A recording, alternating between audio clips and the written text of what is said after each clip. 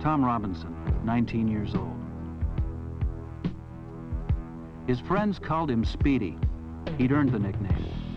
He always drove too fast, and that's what caused the accident.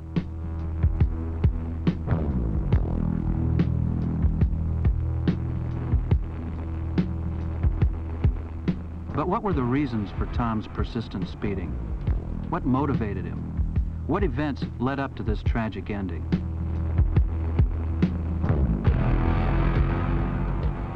I'm a traffic investigator, and it's my job to uncover the answers to these questions.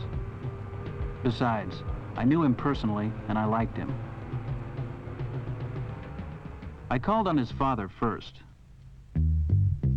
Mr. Robinson was very cooperative and gave me a frank account of his son's driving history. Before Tom got his own car, Mr. Robinson told me, father and son had frequent arguments about who was going to use the family car.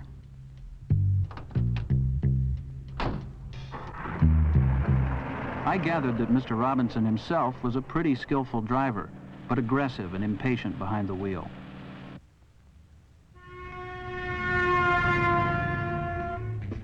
Probably he kept his good driving record only through luck and the courtesy of other more sensible drivers. I wondered how many of Tom's earliest attitudes toward driving and taking chances might have come from watching his own father. Then, with Mr. Robinson's help, Tom had been able to get a car of his own. He acted as if his whole life had led up to this moment. I remember I felt pretty much the same way about my first car. In spite of his own reckless driving habits, Mr. Robinson made it a point to urge his son to drive carefully and to observe all the traffic rules.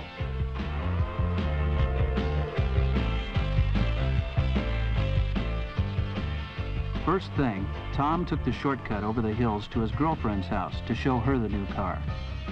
He and his father had already worked out a plan for Tom to repay the loan. Mr. Robinson told me, proudly, that his son had faithfully kept their agreement right up to the time of the accident. Tom appeared in traffic court once on a speeding ticket. He admitted he'd been speeding and was perfectly willing to pay the fine. But his father was outraged that the police wasted their time hauling in good, clean-cut kids for driving a little fast, while the city was overrun with real criminals. I'd heard that idea many times. How much did it contribute to Tom's own attitude toward speeding? Tom's younger brother, Kenny, still very proud of him, said to me, "Tom was the best driver in the world. He could have been a race driver."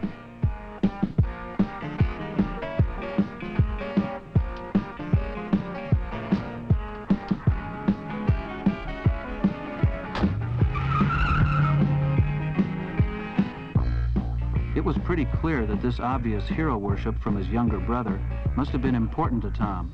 Certainly, it helped to boost his own conviction that he was a skillful driver.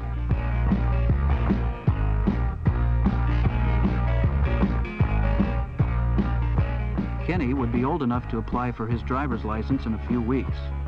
When he told me about the lessons Tom gave him, he made them sound like some of their happiest times together.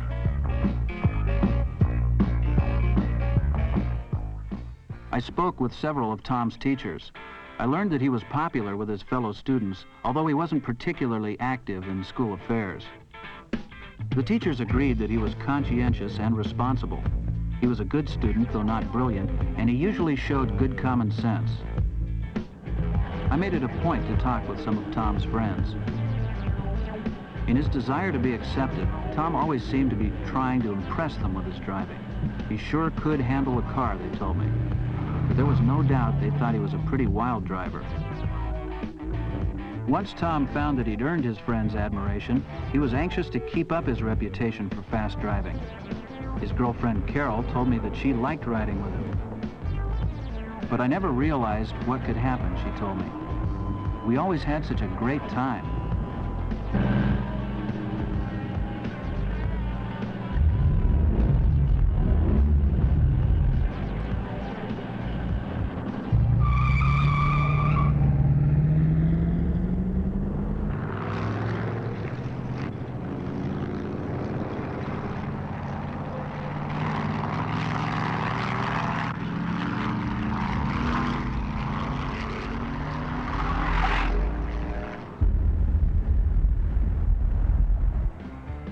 told me that one of Tom's best friends had been badly hurt in an automobile accident and might be permanently crippled. But Tom's attitude seems to have been the usual one. It can't happen to me. And his reckless speeding continued.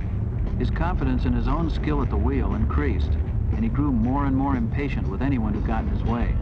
He took more chances than ever.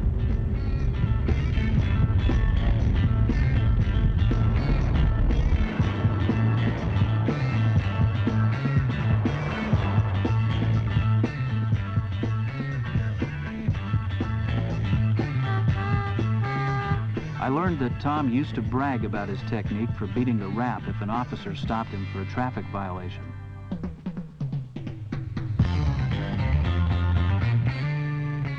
His trick was always to be very pleasant and polite, to say he was sorry for what he'd done, and to agree with everything the officer said.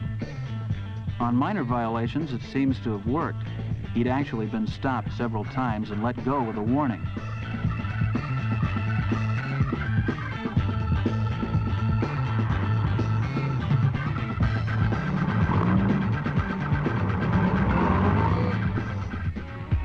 My own association with Tom came about through the Athletic League baseball team, where I was coach. Tom's doctor had reported to me that he was in good physical shape and that his eyesight and reflexes were excellent. Only a few days before his accident, he tried out for first base. He was always likable and conscientious, but his playing was erratic and he just couldn't handle the position.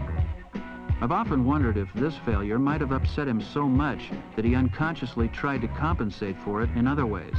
Perhaps it was one more factor in his compulsion to speed. Tom had a part-time job after school in a local drugstore. His employer told me that he was a dependable worker, friendly and polite.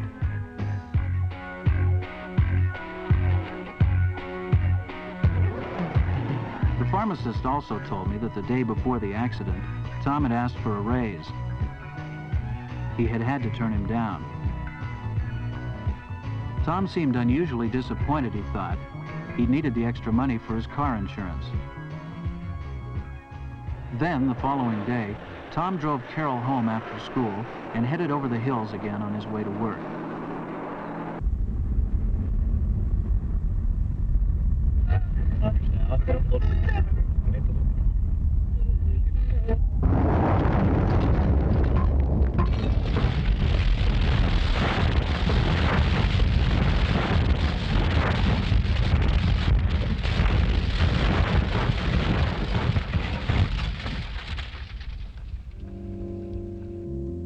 So there wasn't just one reason for Tom's speeding, but lots of them, and they had brought us both here.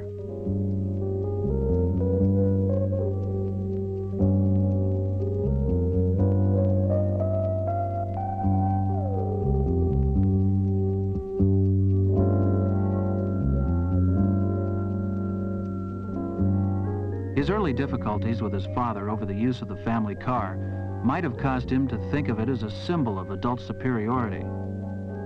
And his father's attitude and driving habits might have given him the dangerous idea that it's all right for a skillful driver to take chances.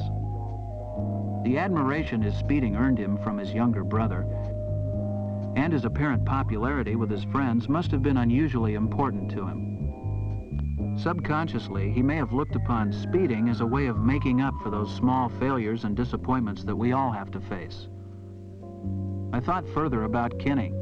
As drivers, both his father and his older brother had set poor examples for him, but his own history and personality were different from his brother's. How good a driver would he turn out to be? I felt that Tom's speeding was an emotional outlet. He was probably compensating for feelings of insecurity and inferiority. Speeding was a kind of thrill-seeking for him, a childish defiance of authority, and a misdirected attempt to show superiority. These were surely some of the reasons for Tom's compulsion to speed. There may have been others. If there were, he took them with him.